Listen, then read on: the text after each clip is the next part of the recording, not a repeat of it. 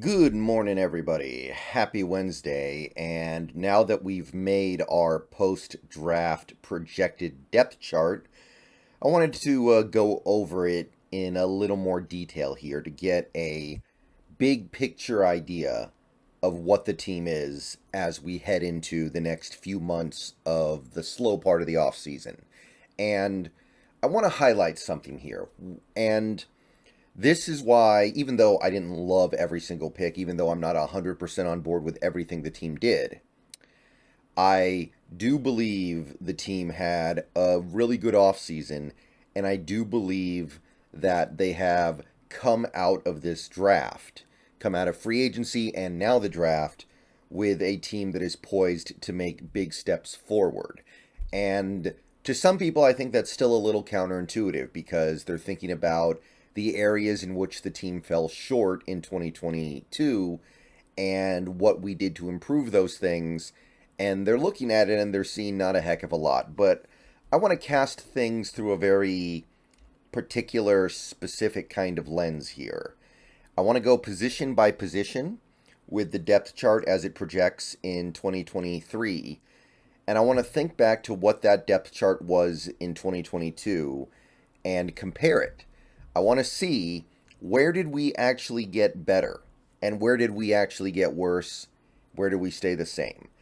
And while it's easy to get tangled up in the weeds of looking at this Seahawks team and saying, we didn't fix the interior offensive line, we didn't fix the defensive line, we didn't fix the linebacker spot, let's try to look at things a slightly different way, because let's remember here, the Seahawks in 2022 were, they weren't a great team. I'm not going to sit here and say they were a great team, but they were a decent team. They had a winning record. Yes, they had an easy schedule, but they found a way to 9 wins and made the playoffs. Now, you can say whatever you want to say about the schedule was this and that. The division wasn't very good. They got 4 wins on the 2 really bad teams in the division, and they needed the last.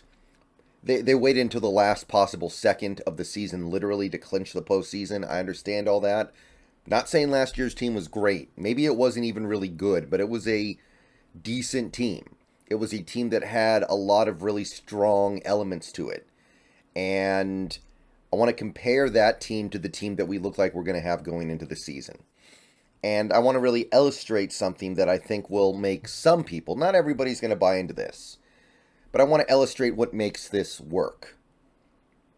So let's start with the quarterback here. Let's start with quarterback, and there's nothing to say. It's exactly the same as last year.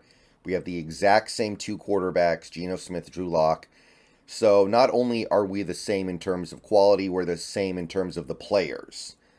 I don't think that Geno Smith is at the age yet where we can anticipate a big drop-off because of his arm just becoming weaker. Maybe he just has a worse season just because. Of course, that's always possible with literally any player, but we should be the same. Quarterback is the same. Running back. Okay, so you still got K9. You've got second-year K9. Should take some steps forward as a player.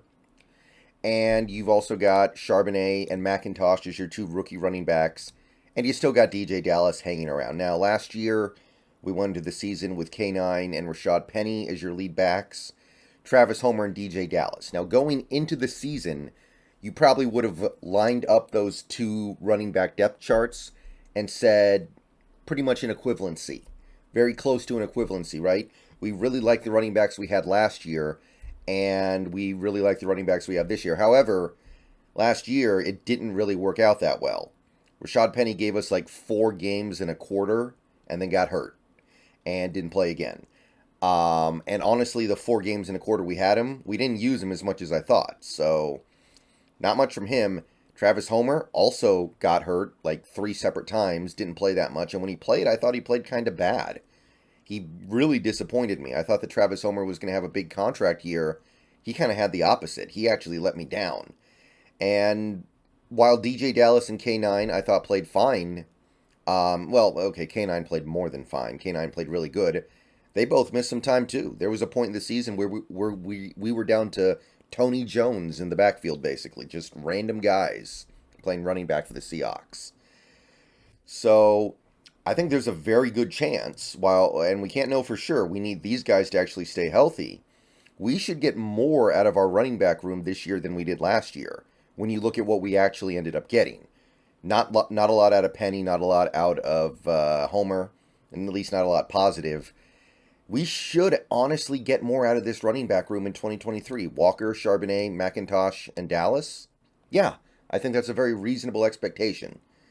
Fullback, by the way, stays the same. It's Nick Bellore. We don't use a fullback that much anyway, but even if we did, it's the same guy. So you look at the backfield as a whole, I do believe we've gotten better. I think you can line up this running back depth chart to last year's, and you can say it's about equivalent, but you look at what we actually got, the fact that so many guys missed so much time and were sometimes ineffective when they played, yeah. Wide receiver. Admittedly, this one's a little bit interesting, right? Because Lockett's getting older. Lockett is getting older, and there's going to come a point where he's not able to provide the elite level of play that he's been providing for a while now. But I feel pretty confident that whatever downgrade Lockett makes this year, because I'm not worried about Metcalf. Metcalf's in the prime of his career or entering it. That's no problem. I think the upgrade from Marquise Goodwin, who, by the way, got injured a couple of times last year and only played in 13 games and probably only actually played in 12 and a half of them if you add it all together. Jackson Smith, I believe, even though I'm not his biggest fan, there are bigger fans of him than I believe that Jackson Smith is a bigger upgrade over Goodwin than whatever drop-off Lockett sees from what he did last year. I do believe that. Even as somebody who isn't his biggest fan, I do believe he is a rare talent as far as slot receivers go. And I do believe he's a significant step up, especially when you factor in the fact that Goodwin, because of injuries, largely, he didn't even give us 400 yards last year. Jackson Smith is almost certainly going to do better than that. So I do believe we've gotten better at receiver. The depth is kind of negligible. Like last year, we had a bunch of guys that didn't do much. This year, maybe we get a little bit more out of Derek Young because it'll be his second year. That'll be nice. But I think you could argue the depth basically equals out in terms of like the number 4, number 5, and practice squatters. But I think wide receiver's gotten a little bit better. So that's another position you've gotten a little bit better. Tight end, the same. Literally the same. It's the same guys, Fant, Disley, Parkinson. So as of right now, you're looking at what we have and what we got and what we did have should be about the same. Even right down to the practice squatter, I think we're going to bring Mabry back, and he'll end up being our 4th tight end. Offensive line, you look at the tackle positions, it's the same guys, but we should get better significantly because it's year 2. Charles Cross was a decent left tackle last year. He should take a step up to being a really good left tackle. Abraham Lucas was a good right tackle last year. He should take a step up to being really good, maybe even great. And then you've got the same backups too, Forsyth and Curhan. So we're better at tackle. Both tackle spots should be better. Interior offensive line, I think we got better. Damian Lewis, same place. He's not old, not concerned about that. Right guard is still probably going to be a problem, but it was a problem last year with Gabe Jackson and Phil Haynes going in and out. This year we're going to have Phil Haynes and, unfortunately, I have to say Anthony Bradford coming in and out because I don't expect Haynes to stay healthy for 17 games, but it's not going to be worse than last year. And I do think that we are seeing a non-trivial upgrade at center, going from Austin Blythe to Evan Brown. I think that Austin Blythe was one of the worst centers in the league last year, and Evan Brown should at least be average. I think that is a significant step up. So we're basically doing the same at the guard positions, and we have improved at center. And we've improved at center all the way down, too, because we actually have a viable backup, unlike last year. Evan Brown and Oluwatimi is significantly better than what we had last year. So the interior of the offensive line, better. The tackles, the edges of the offensive line, better. So that's the whole offense, guys, all the way down. Better or the same at every position. Okay, you go over to the defense now. Let's do the same exercise on the defense. Nose tackle, yeah, that's probably a place where we got worse. Last year, we had Al Woods, we had Brian Monet, and when we absolutely had to have a little bit extra because Monet got hurt and Al Woods missed some time, I guess you could say Poona Ford. That's not great. But this year, as of right now, the way I see it, it's going to be Cameron Young and Robert Cooper. So yeah, we did take a step back at nose tackle, I think. Now, we may bring back Al Woods. In fact, at this point, I kind of suspect that's going to be where this goes. If that's the case, then I think it's probably a little bit better last year, but not really, right? Would you rather have Brian Monet, who was bad last year, or an unknown like Cameron Young? Might be the same. Might be a little bit better. I don't know. We'll see. But as of right now, sure. Okay, that's worse. But defensive ends, we have an actual star this year with Draymond Jones. I'm not saying that I'm happy with the way our defensive end position has come out in the wash. Having Jaron Reed as a starter, having Mike Morris, a fifth-round rookie, and Miles Adams be your primary backups with, I guess, Jonah Tavai as your, fifth guy. That's not good. I'm not happy about that. But we have a genuine superstar, which we did not have last year. Last year, our defensive ends were Shelby Harris, who was good, Poona Ford, who was not good, maybe even bad, Quentin Jefferson, who was kind of the same as Poona Ford overall. Excuse me. And you had, at that point, you had a little bit of Miles Adams. You had L.J. Collier, also guys who were not good. So it's not like it got worse. I don't see how this gets worse. At least this year, you have a genuine star at the position. Last year, the closest thing you had to a star was Shelby Harris, and I like Shelby. And by the way, we may be bringing him back as well. But even if we don't, I feel like the star power of Draymond Jones does actually push us ahead of where we were last year. Maybe you could say last year we had slightly better depth, but not really. Not really. Not when you take a look at how bad those guys were. Outside linebacker, edge rusher. Uchenna Nwosu, Darrell Taylor, they're still both here. And both guys, honestly, if anything, they're going to get better. They're both young. It's not like they're old. It's not like they're suddenly going to start losing their ability. They shouldn't, right? Nwosu and Taylor, as of right now, you're looking at it, you're going, yeah, I feel about the same as I did last year. And then you're going to get Boye Mafe, who should take a big step forward in year 2. He didn't do that much last year. What we saw was promising.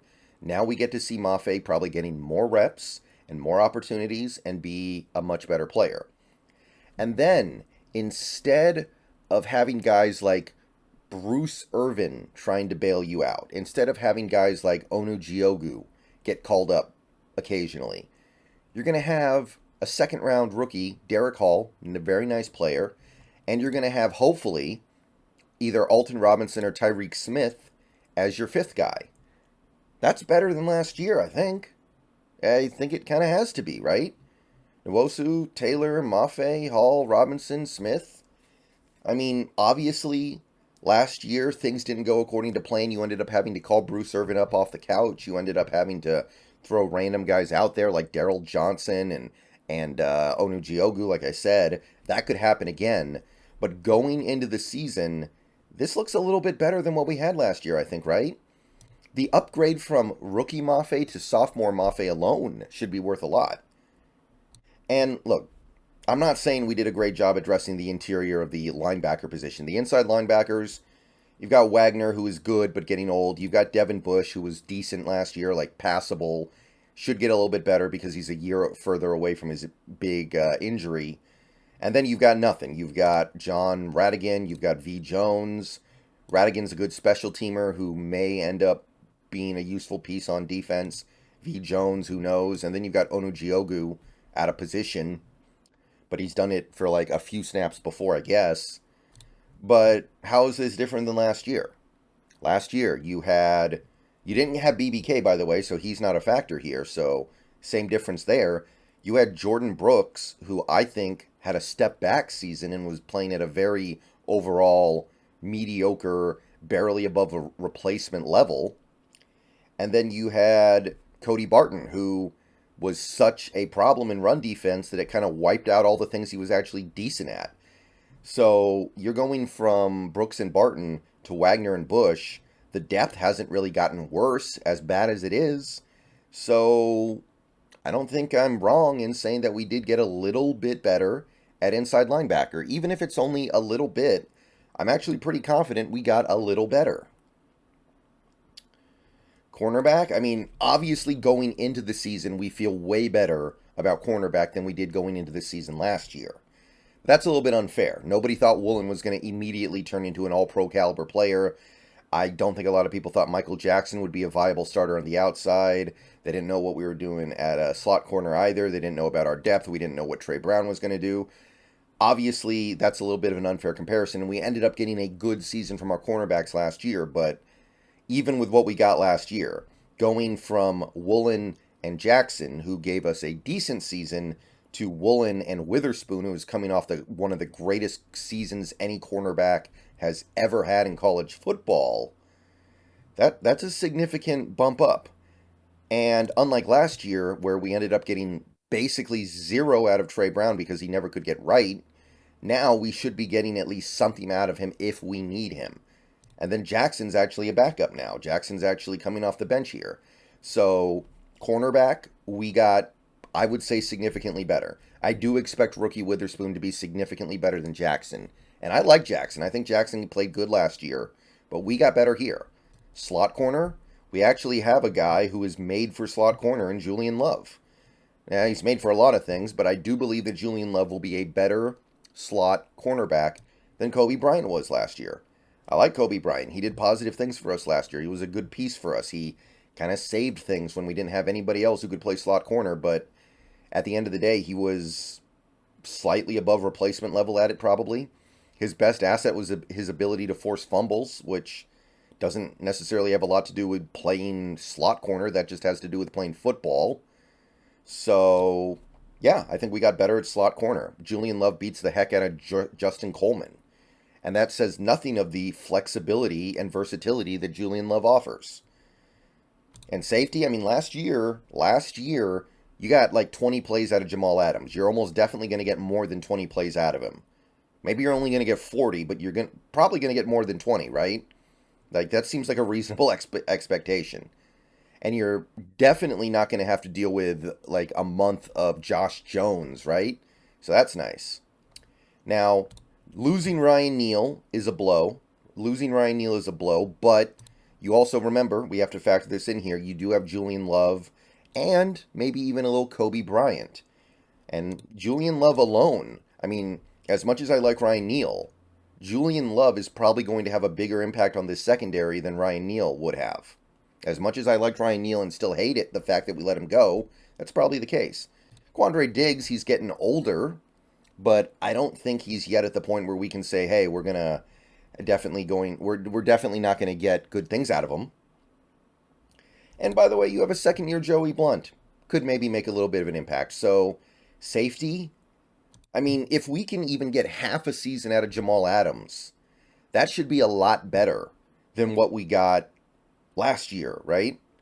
As much as Ryan Neal did save the day, you still had to put up with like a month of Josh Jones being terrible.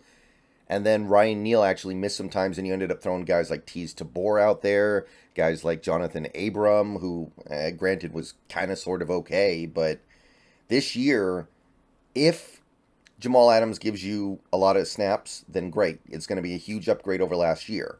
And if he doesn't, you have much more viable options to replace him, like Julian Love, like Kobe Bryant, like Trey Brown. Even Witherspoon played a little bit of safety in college. He might end up doing a bit of that for us in a pinch.